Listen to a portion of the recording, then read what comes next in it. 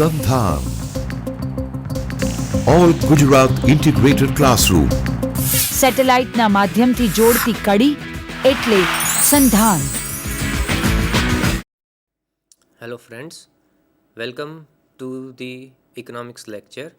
Here I have presented myself to give you some idea about what is economics, and we have to today discuss about the definitions which are given by four main economists. The definitions given by Adam Smith, Alfred Marshall, then Professor Lionel Robbins, and lastly definition given by Paul Samuelson. So we'll start our lecture with the definition which was given by Sir Adam Smith. Adam Smith is considered as the father of economics. In 1776, he wrote a book named An Inquiry into the Nature and Causes of Wealth of Nations. Now, if we look into the history of economics, how economics started, or how Professor Adam Smith was interested in writing such a book. So the roots of this history lies into the Industrial Revolution, which was there in England from 1750. So in 1750 around, there was Industrial Revolution in England. Earlier it was believed that the rich people or wealthy people are those who are the owners of the land. But after Industrial Revolution, there were so many people who were wealthy, but they were not in possession of any land. So Adam Smith, he was a student of, or actually he was a professor of social science, and he was very much interested into this social change. What happened? What changed so that there is a whole new class of people who are they do not have land, but they are rich. So he was very interested in learning how the wealth gets accumulated. So he carried out his studies, and afterwards he wrote a book named An Inquiry into the Nature and Causes of Wealth of Nations in 1776. In his definition, he has defined economics as economics is a subject concerned with an inquiry into the nature and causes of wealth of nations. Now, he is also called father of economics, and since his focus was on wealth, his definition is also known as wealth definition. This is the first definition, and after him the actual study of economics started. So what were his views about economics? So we'll look something into the views which were given by Professor Adam Smith in his book. So first is, he suggested that it is not only land because of which you can create your wealth. Wealth can be created by increasing demand and supply. If you produce more, if you supply more, there will be more income, there will be more demand, and ultimately wealth can be created. So demand and supply serves as the instrument which helps in creation of wealth. Second thing, if we want to increase wealth faster, then we have to utilize our resources efficiently. And in order to utilize resources efficiently, he gave the concept of division of labor. If we have division of labor, the production can be efficient as well as effective, and more wealth can be created in shorter period of time. As well as, he is also an advocate of capitalism. Capitalism, or it is known as market economy, where the role of government is nearly nil. Government doesn't interfere into the market. The market is actually totally controlled by the demand and supply forces. Now, even though there is some disequilibrium into the market, it is because of this demand and supply forces. It is because of the people's tendency to react to the disequilibrium that market will automatically gets into equilibrium, and this particular tendency is known as invisible hand. Invisible hand concept was also one of the main contributions of Adam Smith into the theory of economics, and still so many people, so many economists give example of invisible hand into their theories, into their books, and into their lectures. Now, criticism. Since his definition was first and it was not very much refined, it was not totally complete definition. There were so many flaws into his definition which other economists found out. So what were these flaws? So the first flaw is that he put too much importance on wealth. Wealth is the only thing which he has focused on, and he totally ignored the man component or the human component. For him, only generation of wealth was very important. Other things are not very much important. He didn't consider other things. If we see into the second thing, his definition of wealth was very narrow. The narrow, we mean material wealth. He just focused on material wealth. That means cars, buildings, then mobile phones. At that time, mobile phones were not there, but materialism includes mobile phones and all the material things which we can possess. But he forgot one important thing, the services. Services of teachers, services of doctors, lawyers. These services were not at all considered. So his meaning of wealth was very narrow. Third, he has considered the concept of economic man. Now, economic man is a man who every time thinks about his own economy. He thinks about he maximizing his profit. He thinks about his own, a selfish man. But actually, in reality, people are guided by other motives. They do so many actions because they are guided by social reasons or religious reasons. So a man is not just economic man, he is social man as well as religious man, which is not considered by Adam Smith. The next is importance of man was ignored. He was too much possessed by focusing on wealth that he forgot that all the wealth in the world is for men. It is made for human beings. So human beings were not at all considered into his definition. And if we see into the last criticism, he has totally ignored scarcity and choice. Today, economics is defined as a problem of choice. Economics is defined as a science which deals with scarcity, a science which deals with allocation of scarce resources. So this scarcity and choice were totally ignored by Professor Adam Smith. Now, after Adam Smith, we had another economist who tried to define economics. His name was Professor Alfred Marshall. He defined economics in his book Principles of Economics, which he wrote in 1980. Since he focused more on wealth and welfare, his definition is known as welfare definition. So in his definition, he made one change. He improved the definition given by Adam Smith and he included the study of men also. Let us see what his definition says. According to him, economics is study of man's action in ordinary business of life. It inquires how he gets his wealth and how he uses it.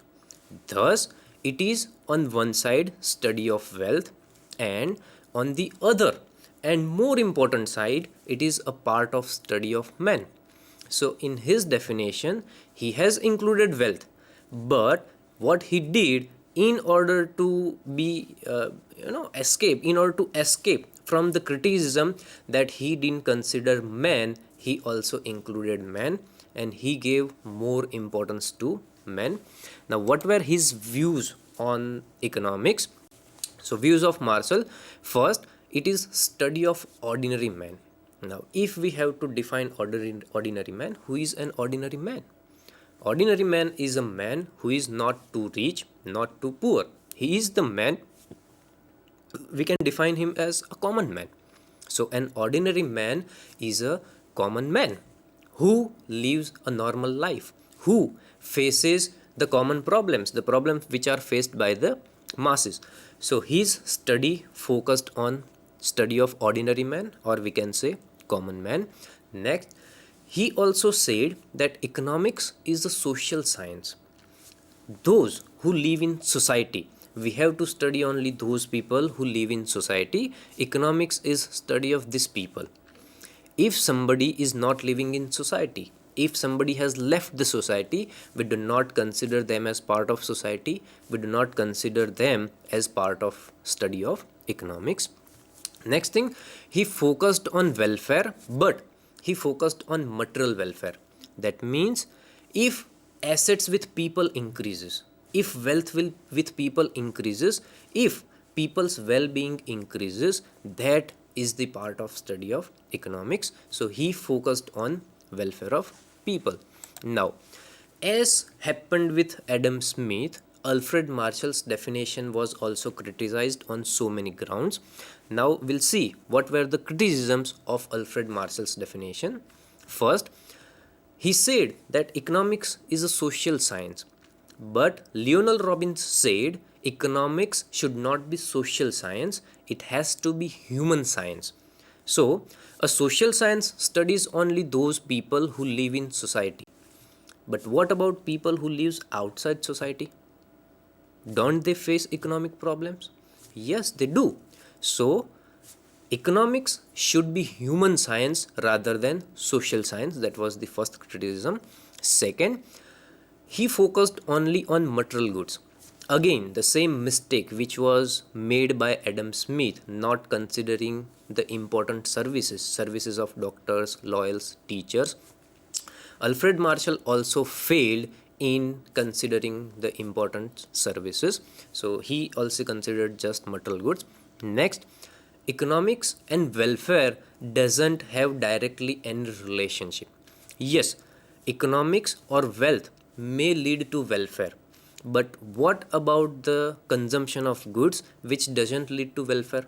Suppose consumption of liquor, consumption of tobacco, these are the actual things which doesn't give rise to welfare, but actually they are economic activities. Purchasing of tobacco, production of tobacco, drinking of liquor, these are all economic activities, but since they do not give rise to welfare, Lionel Robbins said that these activities would not be considered if we consider Alfred Marshall's definition.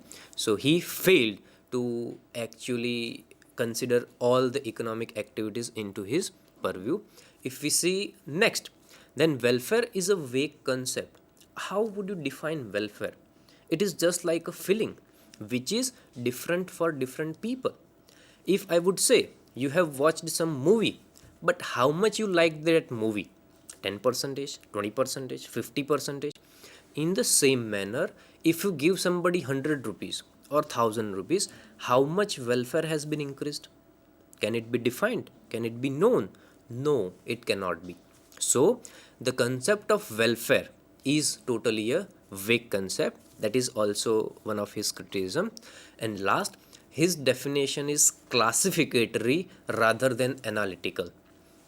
Alfred Marshall has classified activities into economic activities and non-economic activities, and also in economic activities he has only considered those activities which gives rise to material welfare. He has not considered activities which doesn't give rise to welfare.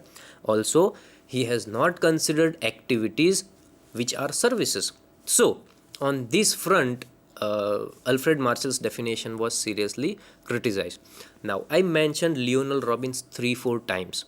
We will see why he criticized, what base he had. He had something better in mind for economics, and that's the reason he criticized definition of Alfred Marshall and he gave his own definition. Now let us see which definition was given by Professor Lionel Robbins. He defined economics in his book, An Essay on the Nature and Significance of Economic Science. He published his book in 1932, and actually the definition given by him is known as scarcity definition because his main focus was on scarce resources. So how people use the resources which they are having and how he uses the scarce resources. Let us look into the definition which is given by Professor Lionel Robbins.